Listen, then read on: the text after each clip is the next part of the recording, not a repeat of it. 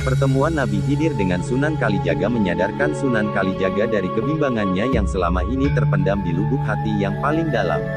Nabi Khidir memberi pencerahan melalui penjelasan ilham yang diberikan secara panjang lebar.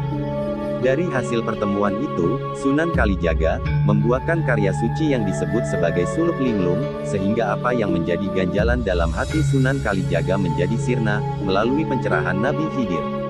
Dikutip dari https://portalmajalengka.pikiranrakyat.com, Suluk Linglung adalah suatu karya sastra yang diabadikan, sebagai salah satu ungkapan sejarah tentang Sunan Kalijaga yang hidup pada masa Sunan Gunung Jati.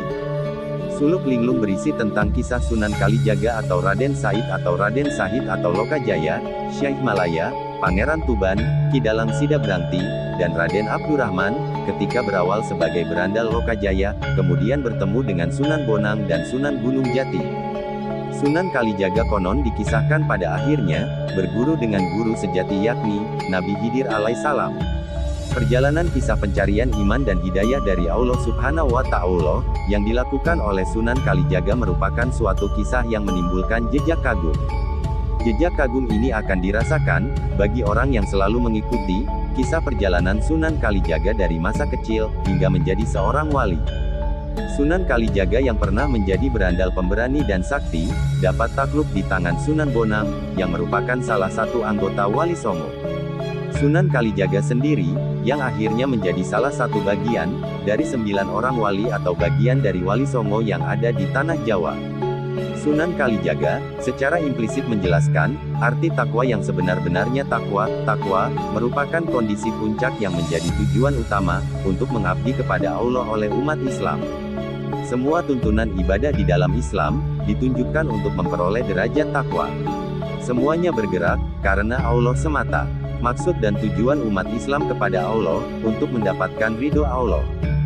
Pengertian takwa, oleh Sunan Kalijaga, lebih dalam ke arah batin sebagai iman hidayat. Sehingga, untuk mencapai tingkat takwa, kepasrahan jiwa menjadi bagian terpenting dalam hidup. Ilmu yang diperoleh atau ilham yang diturunkan melalui Nabi Khidir kepada Sunan Kalijaga, memberi pengaruh pandangan tentang agama Islam. Sunan Kalijaga pun memahami semua penjelasan Nabi Khidir, tentang iman hidayah sampai selesai, dan kemudian, dijelaskannya kembali hingga terperinci dalam Suluk Linglung. Nabi Khidir mengatakan bahwa apa yang menjadi pertanyaan Sunan Kalijaga selama ini sudah terjawab, ketika Sunan Kalijaga yang masih mencari arti takwa yang sebenarnya.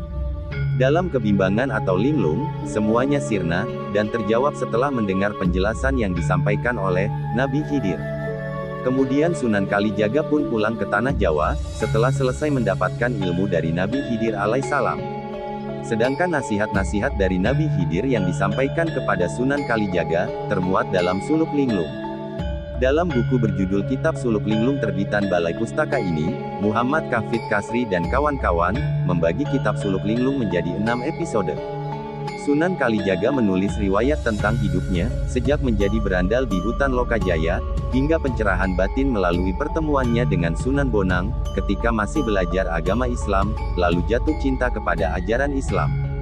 Sedangkan pertanyaan yang muncul dari hatinya belum terjawab, Sunan Kalijaga menjadi bimbang atau dalam bahasa Jawa disebut linglung. Terakhir, dalam kitab Suluk Linglung itu, diuraikan pertemuan Nabi Khidir dengan Sunan Kalijaga. Penulisannya secara mendetail, sehingga menjadi uraian terpanjang dalam isi Suluk Linglung. Beberapa nasihat Nabi Khidir kepada Sunan Kalijaga, dalam Suluk Linglung, menjadi obat untuk menghilangkan keraguannya terhadap Islam. Wejangan Nabi Khidir kepada Sunan Kalijaga antara lain. Pertama, menyinggung masalah haji, rukun kelima dari rukun Islam. Nabi Khidir pun menerangkan kalau seseorang akan melakukan ibadah haji, maka harus diketahui tujuan yang sebenarnya pergi ke Mekah, untuk menunaikan ibadah haji. Jika tidak tahu, tujuan dan apa yang dilakukan di sana, itu sia-sia belaka. Itulah, iman hidayat atau petunjuk sesungguhnya. Kedua, orang Islam, adalah pewaris atau penerus ajaran Nabi Muhammad SAW.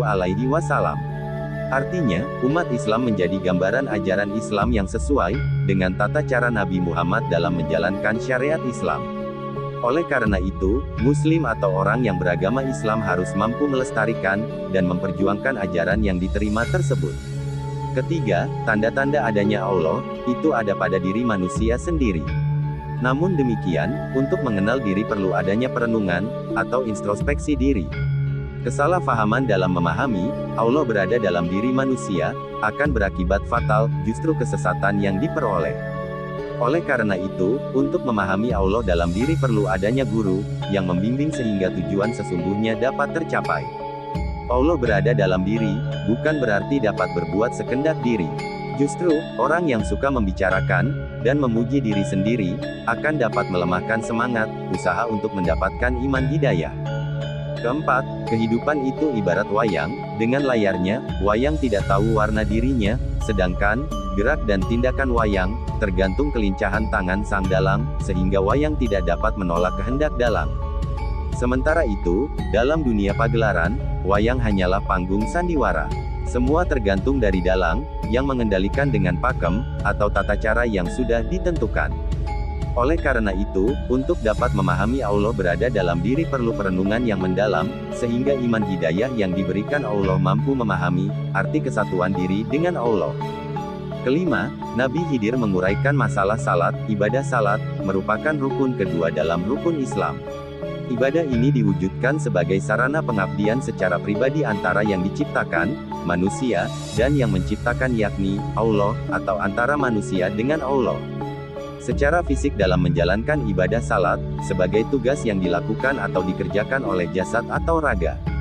Meskipun demikian, gerakan raga untuk melaksanakan salat, karena terdorong desakan iman yang hidup dalam jasad manusia. Sinar dalam tubuh memancar dari ruh, yang kemudian menggerakkan tubuh, untuk menjalankan ibadah salat. Seandainya, nyawa atau roh dalam diri manusia tidak hidup, tidak akan ada perbuatan yang dapat dikerjakan raga, jasad ibarat barongsai, tergeletak tiada arti, barongsai akan mempunyai arti, bila bergerak, barongsai akan memainkan perannya dan bergerak aktif, karena manusia menggerakkan dari dalam tubuh, barongsai yang lemah itu.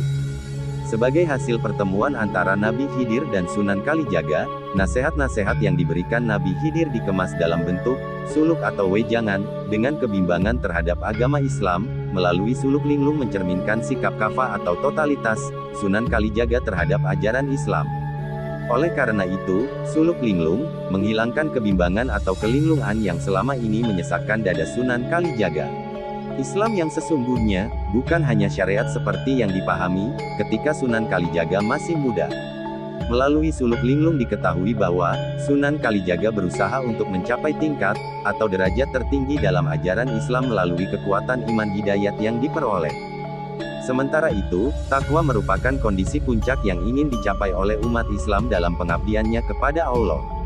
Semua tuntunan ibadah di dalam Islam, ditunjukkan untuk memperoleh tingkat derajat takwa paling tinggi.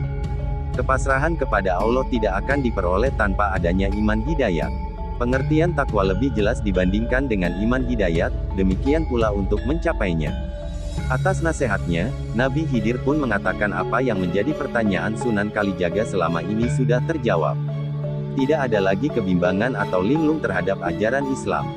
Sunan Kalijaga pun pulang ke tanah Jawa dari Malaka, setelah sempurna mendapatkan wejangan dari Nabi Khidir alaihissalam.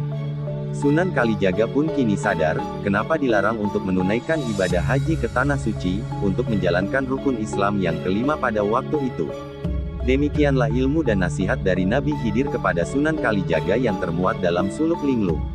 Mohon maaf, bila ada kesalahan dalam penyampaian risalah ini. Mohon koreksi dengan mengirimkan komen.